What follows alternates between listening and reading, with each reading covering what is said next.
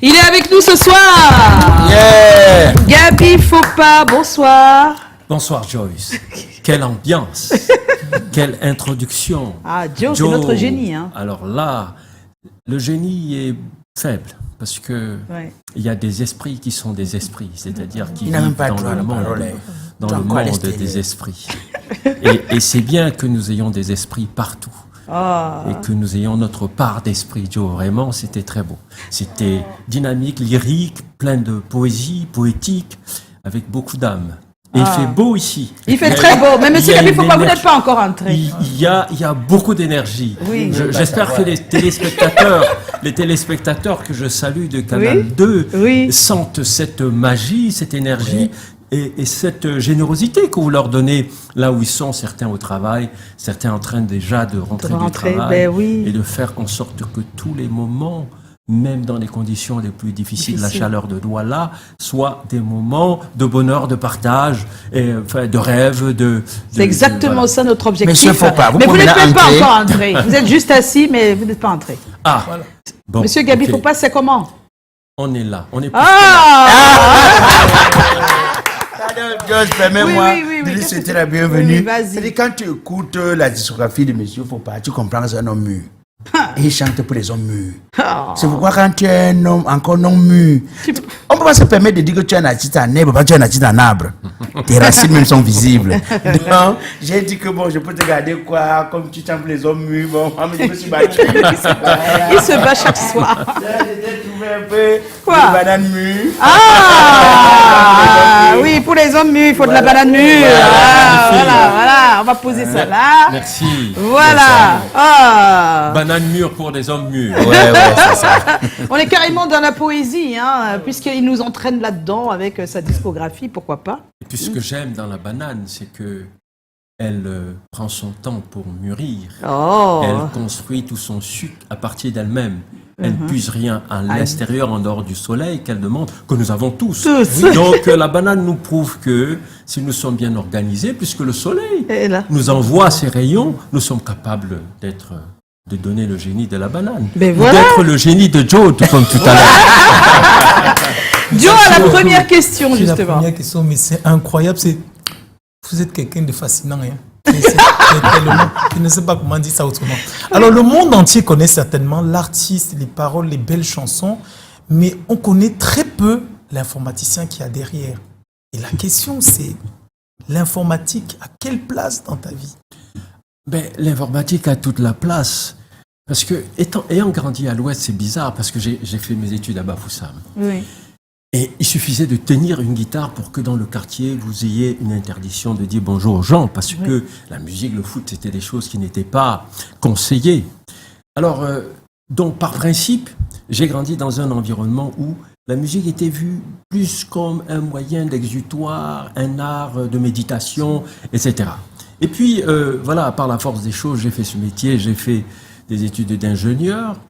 Et vraiment, je peux vous assurer qu'il n'y a jamais eu un moment dans ma vie où la musique m'a quitté.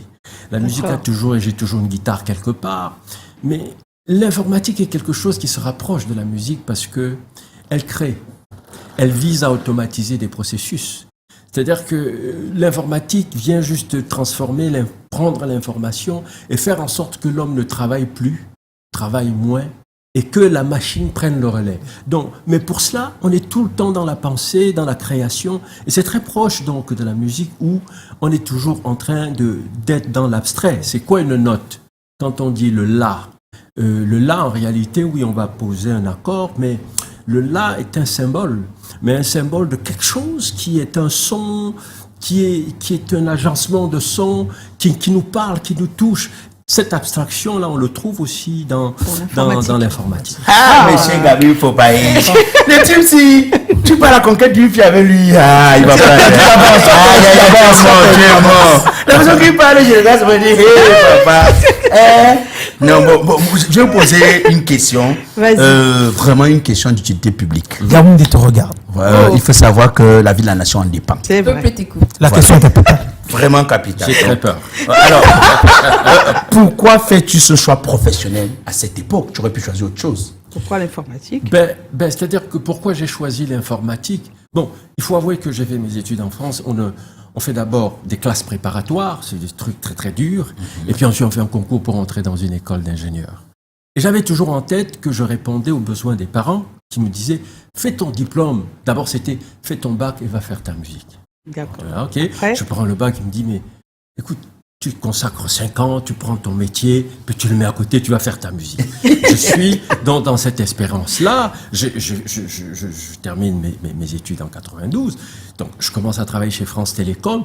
C'est là que je me dis, je fais mon premier album parce que je suis convaincu que je ne gênerai personne. Oui. Mais quand je viens faire la promo, je croise mon père Abba Foussam qui vient à la conférence de presse. Et je croyais qu'il devait être très content. Je viens le voir le soir à la maison. Il me dit, mais ceux qui t'applaudissaient là, j'ai dit oui. Mais qu'est-ce qu'ils ont plus que toi? J'ai dit non, mais c'est pas une affaire d'hierarchie. C'est l'artiste, il est dans sa générosité. Je trouve que ce serait dommage de prendre tout ce que tu as appris là pour venir faire ça. Donc, ce conflit a été un peu là, mais j'ai trouvé aussi que l'art n'a de sens et de force que quand l'économie aussi suit. Prenons tous nos grands artistes. Bon, en dehors de quelques-uns qui ont évolué complètement à l'étranger, on voit que ils terminent, on cotise pour un tel qui est en train d'être malade, parce qu'il y a une déficience de droit d'auteur, il y a un ensemble de structures qui empêchent que on puisse faire un choix en liberté et en vivre de son art. Et si on veut être honnête par rapport à l'art, parce qu'on ne fait pas l'art pour plaire au public, on crée une œuvre parce que l'œuvre a l'essence de sa naissance, dans son essence. Donc, on ne rentre pas dans la mode. On crée pour créer parce que chaque art, chaque musique, chaque réalité, chaque peinture a son sens. Mais si on rentre dans la mode, mais on va trouver qu'il n'y a qu'un ou deux canaux et c'est des canaux qui disparaissent. Et donc, si on doit vivre de l'art véritablement, en étant honnête, c'est quand même pas facile. C'est pas facile. Oui. Donc on comprend le choix. En respectant les règles, c'est compliqué. Mais encore, comment un ingénieur en informatique de haut niveau devient en même temps musicien? Parce que c'est-à-dire que c'est compliqué quand même, non? Mais non, parce que depuis, je vais quasiment dire mon collège, j'ai toujours été chef d'orchestre de mon collège. Des gens comme Edgar Yonke ont été des choristes à mon orchestre. Je peux en citer encore quelques-uns. Il y a un artiste qui a disparu qui s'appelait Valtoen. Ah oui, Valtoen. Donc, il était un guitariste dans mon orchestre. Et quand je suis arrivé à Rouen, j'ai créé un groupe qui s'appelait Free Expression et ça m'a beaucoup aidé. Tout ça avec les études. Hein. Mais bien sûr, parce donc ça ne se sépare pas. Ça se peut. Non, parce que ça se sépare pas. Oui, mais d'autres n'arrivent pas. C'est pas évident pour l'emploi du temps. Si on ne fait pas l'art pour séduire, on ne perd pas d'énergie. L'énergie commence quand on veut prouver, quand on veut être célèbre. Parce que dès qu'on rentre dans un processus de célébrité, on construit une image qu'on est obligé d'entretenir. On met une lumière sur une image, ça consomme beaucoup d'énergie.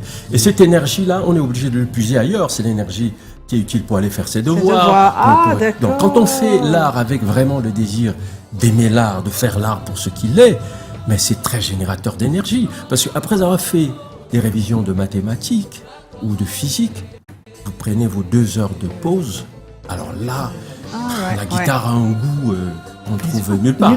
Quand on a fait son boulot et puis qu'on rentre le soir, plutôt que d'aller dans le bar braisé, manger le porc braisé et puis prendre 3 verres de whisky, on prend sa guitare à ce moment-là, mais vraiment on voyage. C'est-à-dire on part sur autre chose. Et quand on revient de ce voyage qu'on a fait sur Mars, sur Vénus, sur Jupiter ou sur Uranus, quand on revient, ou à Bamena, ou à Chan, ou à Bouddha, ou à Balmayo, quand on revient, on a un regard clair. Qu'est-ce que j'entends par regard clair?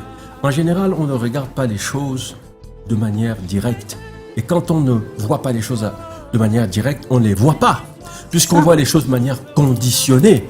Je regarde quelque chose en étant catholique, je regarde quelque chose en étant église de réveil, je regarde quelque chose en étant musulman. Quand je reviens, j'ai un regard neutre. Et quand le regard est dépouillé du conditionnement, je vois la solution. C'est-à-dire que le problème est là, mais la solution est aussi accessible. Et donc la plupart même des grands créateurs, des grands promoteurs, ont une dimension artistique, pas peut-être musicale, ils sont des peintres, des poètes parce que c'est des beaux moments pour fuir la réalité difficile et puis y revenir avec une dynamique très créative.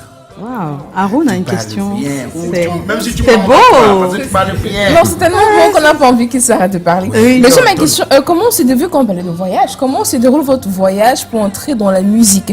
Comment est-ce que vous prenez place? Alors, donc, comme la musique ne m'a pas quitté depuis la troisième, ceux qui ont été, au moment où j'étais au collège, j'avais des compositions qui passaient déjà à Radio Bafoussa. Oui. Donc, je composais tout le temps. Et donc, quand je suis arrivé en France, j'ai continué de composer. J'ai créé ce groupe Free Expression, avec lequel nous travaillions souvent les vacances pour meubler les vacances. Parce que nous n'ayant pas les parents à côté, il fallait faire 6000 km pour aller voir les parents. Et puis, il fallait avoir l'argent de cela. Donc, nous, on passait les vacances à aller jouer dans les plages. Bien entendu, du Cabrel, Voilà. de temps en temps du Manou et quelques artistes africains, mais beaucoup d'artistes français. Donc, je suis toujours dans cet univers-là et tout me parle à ce moment-là. D'ailleurs, la plupart des morceaux de l'album Equinox sont des choses que j'ai composées quand j'étais étudiant. Only My Music to Cry, Yes. par exemple, qui parle de la guerre du Rwanda. Et à ce moment, en Angola, il y a la paix, mais il y a des mines qui font sauter des gens. Ça nous touche et ça me touche. Le seul moyen de fuir ces blessures, ces angoisses, c'est d'écrire et de composer. Et puis quand on a composé un titre comme ça, on a l'impression que on a arraché On a enlevé la peine. cette peine. Voilà, c'est ça. Et ça soulage énormément. Et puis on espère que ça soulage aussi un peu ceux du public. Ce qui est dommage, Ouais. c'est de voir que ce titre, qui date de nombreuses années, est encore d'actualité, puisqu'il se passe par Il se jour, passe toujours. Oui. sans qu'il y ait une guerre, ouais. etc. C'est vrai. Oui, mais moi, je voulais quand même demander Qu'est-ce qu'il y a parce que c'est une question un peu pertinente. Un peu. Hein. Si ce n'est pas, est-ce que fais-la dans ta dimension-là, sans tenir compte, parce que après, on a quand même envie un peu de gloire, un peu de célébrité. On a quand même envie d'arriver quelque part et dire que c'est quand même moi, j'ai quand même composé. Fais-la avec toute la différence, avec abandonner tous ces aspects en réalité constituent, qui tournent autour de l'artiste. Est-ce que c'est facile? Alors, c'est ça qui est intéressant, c'est une excellente question, parce qu'elle pose même l'une des questions sur pourquoi est-ce que l'Afrique a du mal à décoller. Il y a un truc qui s'appelle l'extraversion, lire ce qu'on y est dans le regard des autres. Le gars, il achète sa Mercedes ou son Pajero, faut qu'il aille dans le village, on dit mais c'est pas l'enfant de tel qui avait. Donc, ça fait qu'on se fuit. Le moi, c'est-à-dire que le moi que l'on célèbre et la célébrité ne mangent qu'une seule chose, c'est la nourriture du moi. Mais nous ne sommes pas le moi, parce qu'il y a 1000 mois dans une journée. Je suis le moi qui s'est énervé le matin quand j'étais dans l'embouteillage. Oui, je oui. suis un autre moi à midi quand ma femme me dit je t'aime. Alors ce moi volatile là, il prend la place, mais il y a quelque chose derrière qui est nous.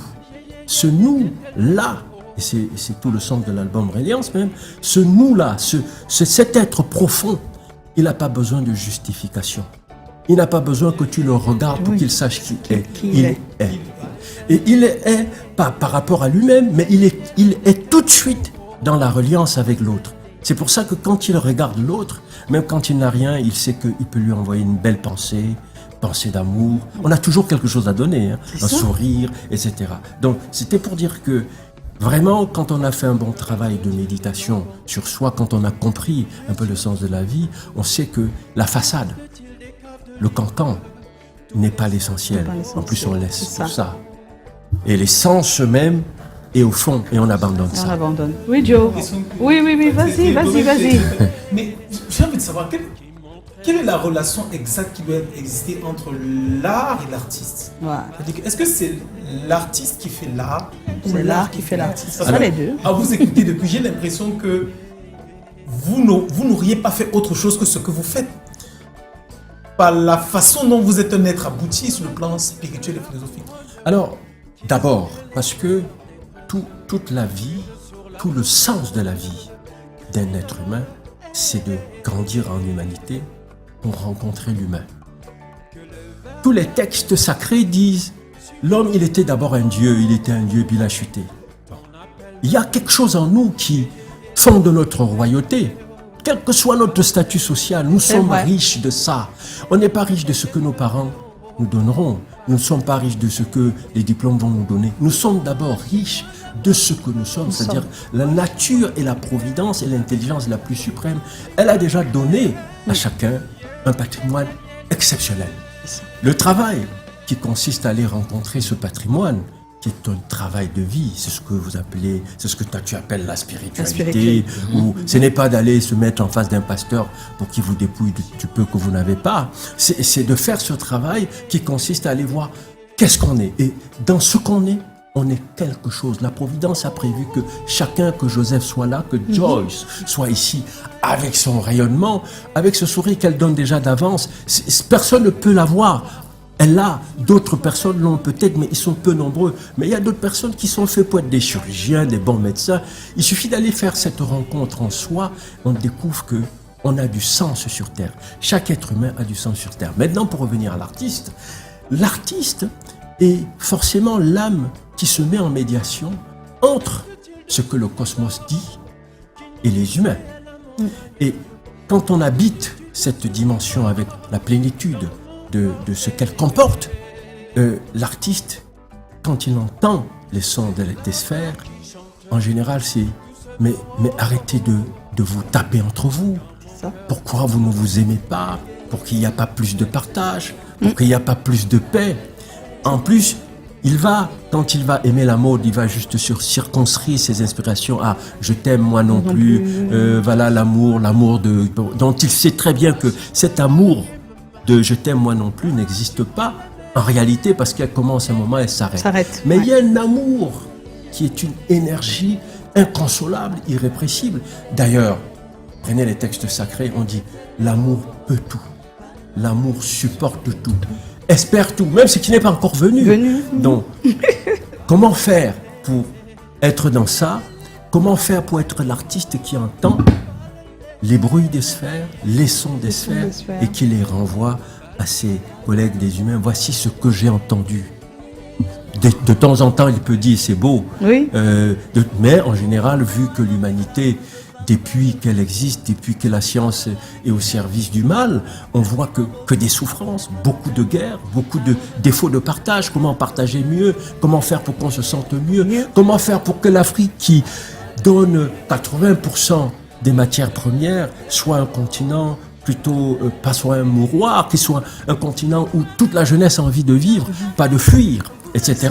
Donc c'est ça que l'artiste, essaye de faire, c'est-à-dire se mettre entre le monde des vivants et le monde subtil. Appelons ça comme ça. Waouh. Deux seulement. Non, il a droit à 2 colas. Alors, Gaby Fopa, comment est-ce que toi, tu choisis par la suite ta couleur musicale? Parce que oui, c'est bien beau, les textes, la poésie, d'accord. Mais après, il y a la couleur qu'on met dessus. Oui, alors, d'abord, je fais très peu de choix, dans le sens où, quand je compose, je suis un écorché vif. Quand je dis ça, c'est-à-dire que tout me touche, tout me parle. Et je fais exprès de me laisser pénétrer par les choses, parce que nous sommes ça. Mais on peut aussi développer une personnalité qui est reptilienne, c'est-à-dire qui s'enferme, qui ne voit pas la souffrance, qui ne voit pas le sourire, qui ne voit pas la beauté du sourire d'un enfant, qui n'entend pas le bruit des oiseaux. Et quand on se laisse ouvrir, on entend et on voit. Et les choses nous touchent. Elles nous touchent, et notre âme, qui est vraiment ce qui... Vous savez que ce qui reste, après tout, on dit souvent, 30 ans après la mort, paix à son âme. Ça veut dire quoi? Ça veut dire qu'il y a quelque chose en nous qui perdure. Oui. Mais nous passons notre temps à développer tout, sauf ça. Hein, on coud des beaux costumes pour le corps, que les fourmis vont manger, on passe le temps à remplir les comptes en banque, à célébrer les amis qui n'iront pas plus loin qu'au cimetière. Mais je voulais juste dire que l'âme, quand elle entend cette souffrance, pour l'âme de l'artiste, elle a un cri, elle a une manière de ce cri. Si on est authentique par rapport à son art, on ne va pas travertir cette manière de s'écrire. Et ce qui fait que quand je vois souvent des arrangeurs, on bagarre.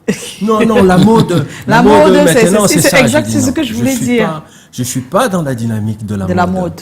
Je trahirais l'art. En plus, je peux me permettre d'être à contre-courant. Et l'art doit être à contre-courant. Parce que l'artiste, il va dans le monde inconnu et pour revenir dans le monde connu. Quand il va dans l'inconnu, il revient et dit waouh, vous êtes à l'envers les gars. Et c'est pour ça que les vrais artistes, les purs, mais ils s'habillent pas comme nous, ils mettent des boucles d'oreilles. Il dit que vos codes là, tout ce que vous avez construit comme norme, ça marche pas. C'est pour ça que je suis en dehors de ça. Je vous montre qu'il y a moyen de vivre en dehors de ça et de vivre bien. Donc pour dire que il y a quand même des influences. J'ai beaucoup j'ai fait les premières parties d'André-Marie Talla quand j'étais au lycée. Et donc, il y a un peu de ça aussi dans la façon de composer. J'ai fait beaucoup de Cabrel, de Jacques Brel. Jacques Higelin, je l'ai beaucoup aimé. Et puis après, il y a aussi un peu de pop. On a écouté, voilà. Il y a des structures musicales des Bois-Lotins, même si on n'entend pas. Donc, toute la confluence de ces musiques influence la composition.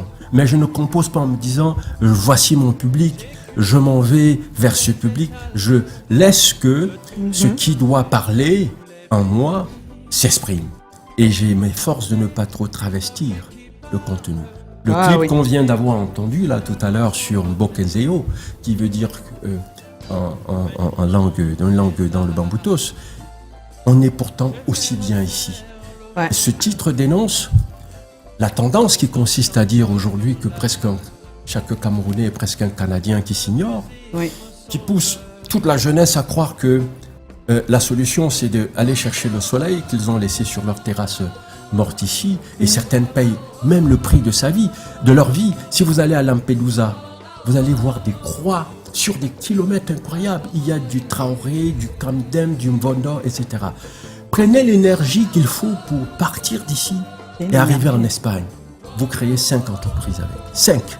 L'énergie, Donc, c'était aussi ça. Par exemple, ça ce fait titre partie, dénonce, ça fait partie. Ça dénonce tout ça. Cela. Quand je suis allé à Lampedusa, je suis rentré à mon hôtel. La seule chose qui était sortie, c'était ce titre. C'était ce titre. Et justement, on va parler de cette dernière livraison, la toute dernière, la toute nouvelle, on va dire. Après 5 albums, tu nous reviens avec un projet musical unique. L'album, c'est Reliance avec la jeune génération. Jackie Priso, Rafran Le Bantou et Stéphane Akam, tous réunis avec toi. Comment est né le projet et quel en est l'objectif exact? Alors, le projet né, il devait naître dans le précédent album qui s'appelait Calebasse vide. Oui. Entre guillemets, Calebasse représente le symbole de la conscience. Nous sommes notre conscience. Nous agissons en fonction de notre conscience. Quelqu'un qui était conditionné dans une église de réveil, dès qu'on met musique de Talla, il dit non, ça c'est la musique du diable. Donc, je propose dans le précédent album, quand je devais le faire, j'étais avec Manuel Wanji, il me dit, mais je préfère déjà passer la main à ces jeunes-là, parce que je pense que je coche quand même beaucoup de cases. Je peux donner la place à d'autres. Donc, il me dit, non, tu vas faire cet album, parce que je trouve que les textes sont trop profonds. Donc, Calebasse vide, je propose de vider la conscience chaque instant pour avoir ce regard nouveau, pour avoir ce regard clair. Quelqu'un peut avoir été salaud hier, mais aujourd'hui il est complètement génial. Mais on ne va pas le voir parce que nous avons fixé